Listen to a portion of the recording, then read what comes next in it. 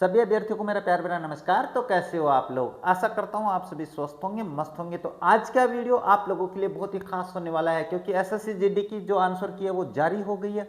और आंसर की जारी होने के बाद में आपने ये कहा था कि सर मेरे इतने अंक बने हैं, मेरे इतने अंक बने हैं, मेरे इतने अंक बने हैं।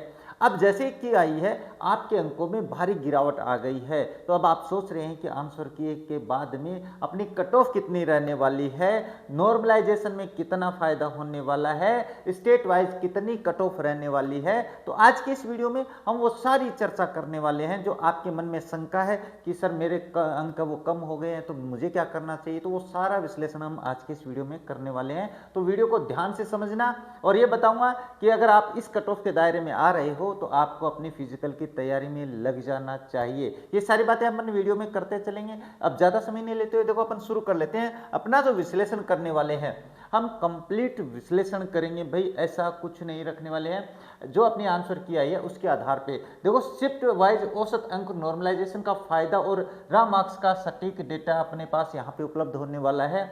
अगर डेटा पे आधारित बात करें तो सबसे विश्वसनीय और विश्लेषण अपना रहने वाला है। और ये बात मैं दावे के साथ कह सकता हूँ, क्योंकि मैंने जो आगे पीछे वीडियो में विश्लेषण दिया था वो पक्का सही साबित हुआ है। मैंने नॉर्मलाइजेशन के लिए भी यही कहा था, मैंने यूपी लेखपाल भर्ती के लिए भी यही कहा था, मैंने अपने पास से जो अपनी कट ऑफ आई थी दिल्ली पुलिस की उसके लिए भी यही कहा था। आप मेरी वीडियोस में देख सकते हो भाई। तो देखो सबसे पहले बात करेंगे अपने पास किसके बारे में कि परीक्षा के दो छोर हैं भाई। दो छोर कौन से? एक तो सबसे कठिन टफ मतलब छोर था कि पेपर बहुत ही ज़्यादा टफ थे, और एक बहुत ही कम लेवल के थे भाई। तो उसके अनुसार मैंने बात बताई थी भाई, उस समय भी मैंने यही बात बताई थी, आज भी यही बता रहा हूँ। जो सबसे कठिन शिफ्ट थे ना उसमें अगर बात करें तो औसत एवरेज है वो इतना ही आया है भाई, 76.82 अंकों का ही एवरेज आया है, जो सबसे कम है भाई। यानी ये कहने का मतलब सबसे हार्डेस्ट शिफ्ट कब की है भैया? 6 मई 2026 की, जो दोपहर 1 से शिफ्ट थी ना, सेकंड शिफ्ट, वो सबसे हार्डेस्ट है। क्योंकि इस शिफ्ट में आपके पास 76.82 का ही एवरेज आया है बच्चों का। अगर इसमें बात करें अपने पास सबसे आसान शिफ्ट तो वो मानी जाती है 31 मई 2026 की, जो मैंने बताई थी आप लोगों को। मैंने अपने वीडियो में पहले ही बता दिया था ये बात आपको कि बिल्कुल सरल है, लेकिन आप जिद कर रहे थे मेरे साथ कमेंट में। अच्छा, ये कौन सी है भाई? 10 AM शिफ्ट फर्स्ट की बात है। यहाँ पे औसत अंकों की बात करें तो 118.97 अंक बन रहे भाई। कितने? 118 पॉइंट। तो कितना अंतर हो गया दोनों में। अब ये नॉर्मलाइजेशन में भी मैंने जो बात बताई थी वही साबित होने वाली है। तो ये अपने पास जो फायदा होगा सबसे ज़्यादा नॉर्मलाइजेशन में, यानी जो हाईएस्ट अंक मिलेंगे वो इनको मिलेंगे, और सबसे ज़्यादा नुकसान है वो इनका होना है। अच्छा, इसके बाद में बात करें नेक्स्ट, तो सबसे जो टॉप हार्डेस्ट शिफ्ट थी भाई, सबसे कठिन 5 शिफ्ट की बात करें तो 6 मई को जो है अपनी शिफ्ट उसमें आपके पास हो जाती है। ये शिफ्ट आपके पास सबसे टफ मानी जाती है। उसके बाद में 25 मई की, उसके बाद में 28 अप्रैल की, उसके बाद में 20 मई की, और उसके बाद में आपके पास 19 मई 2026। यानी ये वो शिफ्ट हैं जिनमें आपके पास क्या है, सबसे टफ पेपर आया था। इनका औसत एवरेज निकालें तो देख लो आपके सामने क्या औसत आ रखा है, 76.82 आ रखा है, 79.30 आ रहा है, 82.33 आ रखा है, 83.14 आ रखा है, और 83.32 आ रखा है। तो ये सबसे ज़्यादा टफ थी। अब ये सबसे ज़्यादा टफ है, तो इसके बाद में बात करें सबसे ज़्यादा आसान कौन सी है, तो सबसे ज़्यादा आसान है ये आप लोगों के पास। ये क्या है? इसमें 31 मई वाली सबसे आसान मानी जाती है। 31 मई को तीसरी शिफ्ट है, 30 मई है, उसके बाद में 4 मई है, और उसके बाद में 30 मई है। ये सारी शिफ्ट है जिनमें आपके पास क्या है, सबसे मतलब ज़्यादा सरल पेपर आया था। इनकी औसत एवरेज देखो तो आप 100 से ऊपर आ रखी है भाई, सभी की 100 से ऊपर एवरेज आ रखी है। इसका मतलब ये तो आसान थी। अगर इसमें अपन बात करें तो नॉर्मलाइजेशन का यहाँ पे सबसे ज़्यादा नुकसान होने वाला है। ये नुकसान होगा भाई यहाँ पे, क्योंकि इनके अंक काटे जाएंगे। अब देखो ये तो आपको पता चल गया कि मेरी शिफ्ट कौन सी है, मेरी शिफ्ट कौन सी है। अगर आप इस शिफ्ट में आ रहे हो तो मान के चलने ना भाई आपको थोड़ा नुकसान होने वाला है, और अगर आप इस शिफ्ट में आ रहे हो तो आपको बेनिफिट होने वाला है। निराश होने की आवश्यकता नहीं है, और यहाँ पे भी ज़्यादा निराश होने की आवश्यकता नहीं है। अगर आप अपने औसत अंकों से ज़्यादा आ रहे हो, यानी मैं बता रहा हूँ अगर आप यहाँ पे अपने औसत अंकों से ज़्यादा आ रहे हो तो मान के चलो आपको घबराने की आवश्यकता नहीं है। सर कितने अंक एक्स्ट्रा होने चाहिए, तो वो नॉर्मलाइजेशन की बात अपन आगे करने वाले हैं, चिंता मत करो। अब ये बात आती है अपनी कट ऑफ के बारे में कि कट ऑफ कितनी रहने वाली है। तो कट ऑफ तो आपकी नीचे जाएगी भाई, पक्का जाएगी। लेकिन जो मैंने बताया था अपने पहले वीडियो में उसके आसपास ही अपनी कट ऑफ आने वाली है। अभी भी मैं यही बता रहा हूँ कि अपनी कट ऑफ है इसी दायरे में रहने वाली है। और अगर मैं बात करूँ ये कौन से हैं, तो ये आपके पास वो स्टेट है जिनकी आपके पास कट ऑफ है वो हाई जाने वाली है। ये वो स्टेट है जिनकी कट ऑफ है वो हाई मानी जा रही है। तो अगर हाई कट ऑफ ये है तो इसके अलावा जो अन्य स्टेट है वो मान के चलो आप कम रहने वाले हो, तो घबराने की आवश्यकता नहीं है। मैं जितने स्टेट मेरे से हो सकता है उतने की मैं बता देता हूँ, बाकी आपको खुद को विश्लेषण कर लेना भाई। देखो स्टेट वाइज ये जो अपने टॉप कट ऑफ वाले जो है ना, टॉप कट ऑफ वाले वो यही होते हैं। इनके बारे में चर्चा करें तो आपके पास जैसे यूपी है, यूपी की अगर कट की बात करूं मैं अगर, तो वहां पे आपके पास जो जनरल कैटेगरी की कट ऑफ है वो आने वाली है 126 से 132। अब ये मत कर देना सर आप फिक्स बताओ 26 से 32 में आपने तो 5 अंक ले लिए, 7 अंक ले लिए, सॉरी 6, हाँ 6 अंक ले लिए। आप ऐसी बातें करते बहुत हो भाई, तो ये थोड़ी सी आपके कमी है ना, वो सुधारो भाई। हाँ मेरा क्या है, मैं तो बता रहा हूँ 126 से 132 जिसके है वो अपने पास फिजिकल की तैयारी में लग जाओ यूपी वालों। हाँ यूपी वाला आपके तो मजे होने वाले हैं। और 122 से 127 में है तो वो ओबीसी वाला भी बिल्कुल खुश रह सकता है, फिजिकल की तैयारी में रहना चाहिए भाई। अब ये ईडब्ल्यूएस का मतलब है कि जो ओबीसी की कट ऑफ है उसके लमसम ही आपके पास ईडब्ल्यूएस की रहने वाली है। इसमें कोई एक आधा अंक का या पॉइंट में अंतर रह सकता है, बाकी पॉइंट में अंतर नहीं रहने वाला है। तो सेम यही मान के चले ना, अगर आप ईडब्ल्यूएस में हो तो इस कैटेगरी में आ रहे हो तो ये मान के चलो भाई। सॉरी हाँ अभी तो बिहार की बात कर लेंगे। अब ईडब्ल्यूएस एससी की बात करें तो आप अपनी जो जनरल की कट ऑफ है उसमें से 8 से 10 अंक कम कर देना, बस इतना ही, ज़्यादा इतने अंक बहुत होते हैं भाई, ये अंक कम कर देना। और एससी जो एसटी के हैं वो 10 से 12 अंक कम कर लेना, पक्का इसी के आसपास आपकी कट ऑफ रहने वाली है। बिहार में अगर अपन बात करें तो बिहार की कट ऑफ थोड़ी हाई रहने का विचार है। बिहार वाले ज़्यादा अपने पढ़ने लग गए हैं, ज़्यादा मेहनत करने लगे हैं, तो बिहार की कट ऑफ थोड़ी ज़्यादा रहने की संभावना है भाई। तो यहाँ पे 128 से 135 रहने वाली है, फिर भी इससे ज़्यादा ऊपर नहीं जाएगी। अनरिजर्व कैटेगरी की ओबीसी अगर बात करें तो ये इतना ही रहने वाली है। 125 से 130 के बीच में हो बिहार वालों तो खुशियाँ मना लो आप लोग। क्यों? हाँ खुशियों का समय आ गया है। और ईडब्ल्यूएस में भी ये मैंने बता दिया है, और ये आपके लिए सभी के लिए लागू है भाई, हर एक स्टेट के लिए लागू होती है। राजस्थान में बात करें तो 120 से 127 रहने वाली, इससे ऊपर नहीं जाएगी भाई। जो आप कह रहे थे भाई आसान शिफ्ट है, कोई बात नहीं, आसान पेपर है लेकिन टफ भी तो था, तो ये मान के चलो आपके पास ये राजस्थान में इससे ऊपर नहीं जाने वाली है। और ओबीसी ये काउंट कर लेना और ईडब्ल्यूएस भी काउंट कर लेना। और एससी एसटी आप इसमें से 8 से 10 अंक कम कर देना। और बात करें एसटी की तो ये 10 से 12 अंक कम कर देना। अगर हरियाणा की बात करें तो ये अपने पास हरियाणा राजस्थान तो भाई भाई है, आसपास है भाई, बसे हुए हैं, तो ये मान के चलो आप लोग ये सेम सी रहने वाली है, लगभग कोई ज़्यादा अंतर नहीं रहने वाला है, कोई अंतर नहीं रहेगा। अड़ोसी पड़ोसी भाई भाई एक जैसे पढ़ते हैं, तो ये ध्यान में रखना।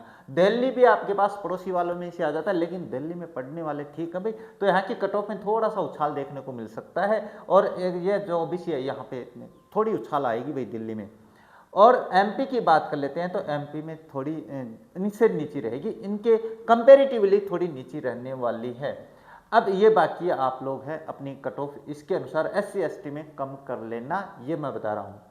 इसके बाद में बात करें नेक्स्ट तो क्या रखा स्टेट वाइज, अगर एमएच यानी महाराष्ट्र की बात करें तो महाराष्ट्र की कट ऑफ थोड़ी उनके हिसाब से, यानी ये जो मध्यम जो मैंने बताया था भाई, ये मध्यम कट ऑफ वाले जो राज्य हैं, कट ऑफ वाले जो राज्य हैं वो ये आ जाते हैं। इसमें आपके पास यही कट ऑफ रहने वाली है, ये मध्यम कैटेगरी के हैं।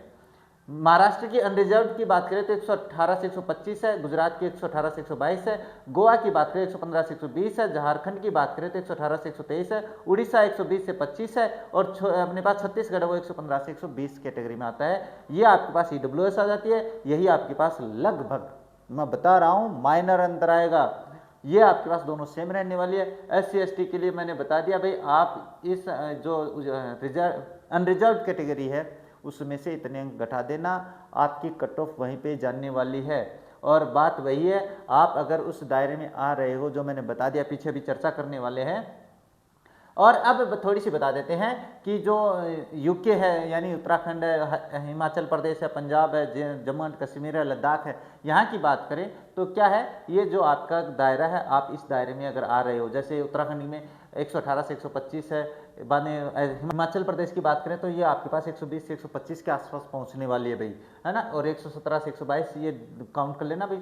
पंजाब की बात करें तो ये दोनों भी अपने पास अड़ोसी पड़ोसी हैं, पंजाब, हरियाणा, राजस्थान और हिमाचल प्रदेश, ये लगभग सेम कैटेगरी में रहने वाले हैं। और जम्मू एंड कश्मीर में थोड़ी सी हाई, मतलब उसके हिसाब से थोड़ी सी ऊपर है, ज़्यादा नहीं है, लेकिन हाँ ये आपकी थोड़ी कम आ सकती है भाई, कम आ सकती है, इसमें कोई घबराने की बात नहीं है। और 105 से 110 है वो लद्दाख में जाने की संभावना है, और ये मैंने आप लोगों को पहले ही बता दिया है भाई, है ना। आप अपने हिसाब से यहाँ पे काउंट करके देख लेना। तो ये आपकी वो जो है ना कट ऑफ है वो मैंने बता दिया है। अब इस कट ऑफ के अनुसार, अगर आप इस कट ऑफ के अनुसार इन अंकों में, यानी जो इन अंकों से औसत की बात करें तो इनसे ऊपर आ रखे हो, अगर आप इन औसत, अगर आप उन जो कैटेगरी मैंने बताई है भाई, है ना, जो आसान शिफ्ट बताई है मैंने, ये जो आसान शिफ्ट है, अगर आप इस कैटेगरी से कितने अंक ज़्यादा हो कि आपको नुकसान नहीं हो सकता है, तो इसके बारे में बात कर लेते हैं थोड़ी सी। क्या बात करनी है, नॉर्मलाइजेशन के बारे में बात कर लेते हैं। अगर नॉर्मलाइजेशन की बात करें तो आपको ऐसे घबराने की आवश्यकता नहीं है। जो अपने पास टफ उससे आसान से आ रखे हैं, और जो कर अपने पास उसमें आ रखे हैं, क्योंकि जैसा मैंने आप लोगों को पहले ही बता दिया था, चाहे पेपर कितना ही टफ क्यों ना हो, है ना, और चाहे कितना ही इजी क्यों ना हो, इस बार आप लोगों को नॉर्मलाइजेशन में, जैसे कि पीछे मिला था 18 अंक तक कोई नहीं पहुंचने वाला है। आपके मैक्सिमम जो है ना, आपके जो मैक्सिमम अंक है नॉर्मलाइजेशन में, वो केवल 10 बढ़ने वाले हैं, बस, इससे ज़्यादा कुछ नहीं बढ़ने वाला है, ये गारंटी है। इस बारे में मैंने पहले भी बता दिया था। अपने मेरा पिछला वीडियो देख लेना, अगर मैंने झूठ बोला है तो मेरे पिछले वीडियो को देख लेना। मैं अभी भी कह रहा हूँ 10 अंक मैक्सिमम बढ़ने वाले हैं, और मिनिमम में आपके पास 5 अंक आ सकते हैं कि भाई, हाँ 5 अंक का बेनिफिट आपको सबको मिलने वाले हैं। तो नॉर्मलाइजेशन में ऐसे जिसके अंक, अपनी कट ऑफ जो मैंने बताई है, आपकी जो कट ऑफ मैंने बताई है, उस कट ऑफ से अगर आपके पास, ये मान के चलिए आप यूके में थे और दूसरी शिफ्ट में थे, मान के चलिए मैं एक उदाहरण दे रहा हूँ भाई, और आपने यहाँ पे क्या है इजी वाला जो कैटेगरी है उसमें आ गए, तो अगर आप इस कैटेगरी में, अनरिजर्व कैटेगरी में, और आपके 118 अंक रो मार्क बन रहे हैं, यानी रो अंक है वो 118 बन रहे हैं, तो अगर आप 128 बनाए हुए हो, कितने बनाए हुए, 128 बनाए हुए हो, तो मान के चलो आपको ज़्यादा निराश होने की आवश्यकता नहीं है, क्योंकि मैक्सिमम आपके पास 10 अंक का घाटा हो सकता है इन शिफ्ट वालों को। कहाँ गई भाई, हाँ ये जो अपनी शिफ्ट है ना, इन शिफ्ट्स में माइनस अगर बात करें तो केवल 10 अंक का घाटा हो सकता है, बाकी ज़्यादा निराश होने की आवश्यकता नहीं है। तो मुझे लगता है, अगर मान के चलिए औसत आपके पास 118 आ रखा है यहाँ पे, और आप इससे अपने पास जो आपकी कट ऑफ है वो मैंने बता दिया 15 है ना, 115, और इसमें से आपके पास 10 घटते तो कितने हो जाएंगे, 108 पे पहुँच जाओगे, तो वो तो थोड़ा नुकसान है ना। लेकिन अगर आप 128 पे हो, कितने पे हो, 128 पे हो, अब अगर इसमें से 10 घटा देंगे तो 118, आप आ गए कि नहीं आ गए बेनिफिट में। तो यही तो मैं बात समझा रहा हूँ, तो ये थोड़ी सी ध्यान में रखना, इतना घबराने की आवश्यकता नहीं है इन शिफ्ट वालों को। आपके मैक्सिमम जो सरल से सरल है ना, यहाँ पे इसकी बात कर रहा हूँ मैं, 31 मई 2026 शिफ्ट फर्स्ट की बात कर रहा हूँ। अगर आपके पास 10 अंक आपके ज़्यादा है, अपनी कट ऑफ जो मैंने बताई है ना, जो कट ऑफ मैंने बताई उससे अगर आप 10 अंक ज़्यादा हो, तो मान के चलो आपको फिजिकल नहीं रोकना चाहिए, आपका चयन निश्चित होने वाला है। बस मेरी कट ऑफ का ध्यान में रखना।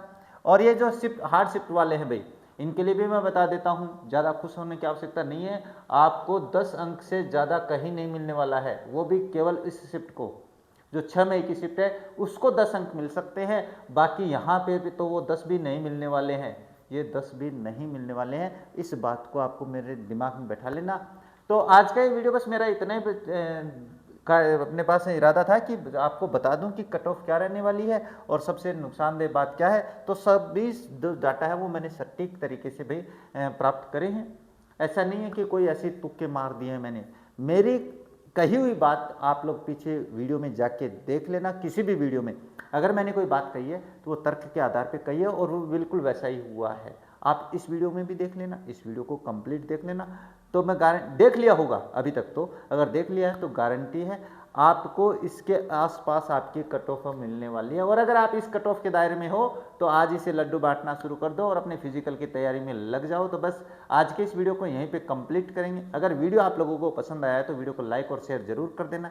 साथ ही चैनल पे नए हो तो चैनल को सब्सक्राइब कर बेल आइकन को ऑन रखना, ताकि मेरे वीडियोस के नोटिफिकेशन आप लोगों के पास पहुंच जाए। तो बस इन्हीं शब्दों के साथ आज की इस वीडियो को कंप्लीट करेंगे। मिलेंगे आप लोगों से अपने नेक्स्ट वीडियो में, तब तक देखते रहे हमारा चैनल। जय हिंद, जय भारत।